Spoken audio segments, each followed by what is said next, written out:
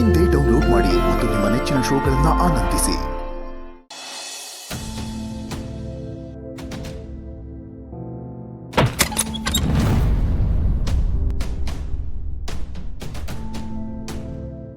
ನನ್ ಮಗ ನೊಂದ್ಕೊಳ್ಳೋದನ್ನ ನೋಡಕ್ ಖುಷಿನಾ ನಿನ್ಗೆ?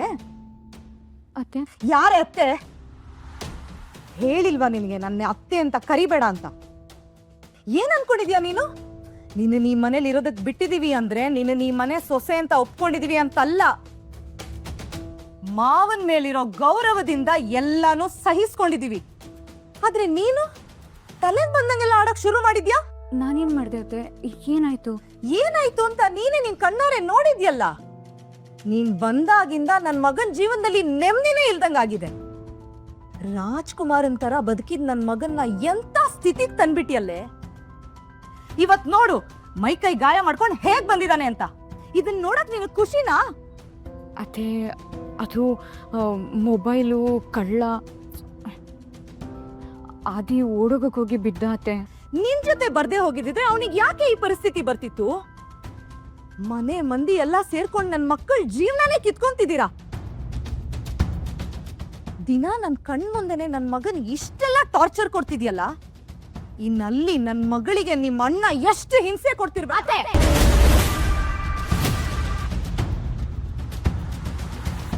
ನಿಮಗೆ ನನ್ ಮೇಲೆ ಕೋಪ ಇದ್ರೆ ಏನಾದ್ರೂ ಅನ್ನಿ, ಅನ್ಸ್ಕೋತೀನಿ. ಆದ್ರೆ ಸಂಜೀವ್ ಅಣ್ಣನ ಬಗ್ಗೆ ಒಂದ್ ಮಾತಾಡಿದ್ರು ನಾನು ಸುಮ್ನೆ ಇರಲ್ಲ. ಅತ್ಕೆಗೆ ನೋವಾಗೋ ಹಾಗೆ ಒಂದಿನೂ ನಡ್ಕೊಂಡವನಲ್ಲ ಅವನು. ಏನ್ ನಿಮ್ ಮನೆ ಮಂದಿ ಎಲ್ಲ ಮಹಾನ್ ವ್ಯಕ್ತಿಗಳು, ನನ್ ಮಕ್ಕಳ್ದ ತಪ್ಪು? ಹೌದು, ನಿಮ್ ಮಗಂದೇ ತಪ್ಪು.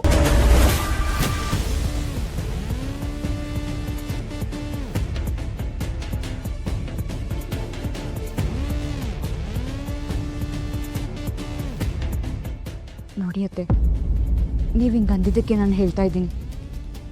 ಮದುವೆ ವಿಷಯದಲ್ಲಿ ಆದಿದೆ ತಪ್ಪಿರೋದು. ಕೆಟ್ಟಿ ಬಗ್ಗೆ ಮುಚ್ಚಿಟ್ಟು ಸುಳ್ಳು ಹೇಳಿದ್ದು ಅವನು. ನನ್ನ ಜೀವನದಲ್ಲಿ ತಲೆ ಹಾಕಿದ್ದು ಅವನು. ಅವನ ಲೈಫಲ್ಲಿ ನಾನು ಬರಲಿಲ್ಲ ಅತ್ತೆ. ನೋಡಿ ಅತ್ತೆ, ಈ ಮದುವೆ ನನಗೂ ಒಪ್ಪಿಗೆ ಇರಲಿಲ್ಲ. ನೀವು ಹೇಗೆ ತಾತನಿಗೋಸ್ಕರ ಎಲ್ಲ ಸಹಿಸ್ಕೊಂಡು ಸುಮ್ಮನೆ ಇದ್ದೀರೋ, ನಾನು ಹಾಗೆ ಅವರಿಗೋಸ್ಕರ ಇಲ್ಲಿದ್ದೀನಿ. ಆದರೆ ನಿಮ್ ಯಾರನ್ನು ನೋಯಿಸೋ ಉದ್ದೇಶ ನಂದಲ್ಲ ಅತ್ತೆ.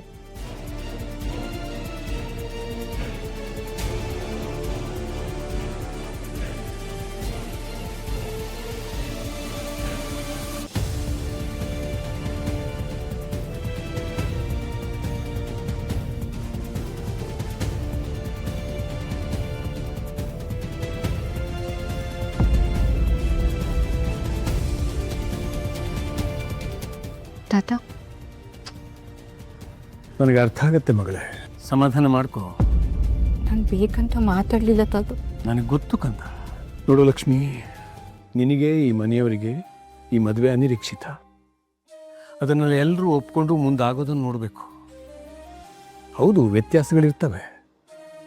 ಆದರೆ ಒಂದು ವಿಷಯ ನೆನ್ಪಿಟ್ಕೋ, ನೀನು ಈ ಮನೆಯವನ್ನೆಲ್ಲ ಅರ್ಥ ಮಾಡಿಕೊಂಡು ಅನುಸರಿಸ್ಕೊಂಡು ಹೋಗೋದು ಎಷ್ಟು ಮುಖ್ಯನೋ, ನಿನಗೋಸ್ಕರ ನೀನು ನಿಂತ್ಕೊಳ್ಳೋದು ಕೂಡ ಅಷ್ಟೇ ಮುಖ್ಯ. ಆದರೂ ತಾತ, ನಾನು ಅತ್ತೆ ಹತ್ರ ಆ ಥರ ಮಾತಾಡಬಾರ್ದಿತ್ತು. ಆದರೆ ಇವರು ನನ್ನ ಬಗ್ಗೆ ಹೇಳಿದಾಗ ಹೇಳ್ಕೊಳಕ್ಕಾಗಲಿಲ್ಲ ತಾತ. ನೀನು ಮಾತಾಡಿದ್ದಲ್ಲಿ ಏನು ತಪ್ಪಿಲ್ಲ ಕಂದ. ಹೌದು, ನಾನು ಎಲ್ಲರತ್ತೂ ಹೊರಟಾಗಿ ಮಾತಾಡು ಅಂತ ನಿನಗೆ ಹೇಳ್ತಾ ಇಲ್ಲ. ಆದರೆ ನಿನಗೆ ಅನ್ಯಾಯ ಆದಾಗ ನಿನಗೋಸ್ಕರ ನೀನು ನಿಂತ್ಕೊಳ್ಳೋದನ್ನು ಕಲೀಲೇಬೇಕು. ನಾವು ಬೇರೆಯವರಿಗೆ ಗೌರವ ಕೊಡೋದು ಎಷ್ಟು ಮುಖ್ಯನೋ, ನಮಗೆ ನಾವು ಗೌರವ ಕೊಟ್ಕೊಳ್ಳೋದು ಕೂಡ ಅಷ್ಟೇ ಮುಖ್ಯ. ಅರ್ಥ ಆಯ್ತಾ? ಈಗಾಗಿದ್ದನ್ನೆಲ್ಲ ಮನಸ್ಸಿಗೆ ಹಾಕ್ಕೋಬೇಡ. ನೀನು ಓದಿದ್ದನ್ನು ಮನಸ್ಸಿಗೆ ಹಾಕು.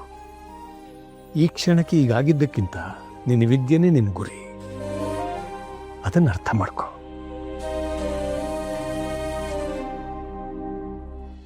ಊರೆಲ್ಲ ನಿಂತು ಕೇಳಲಿ ಆದಿಲಕ್ಷ್ಮೀಪುರ.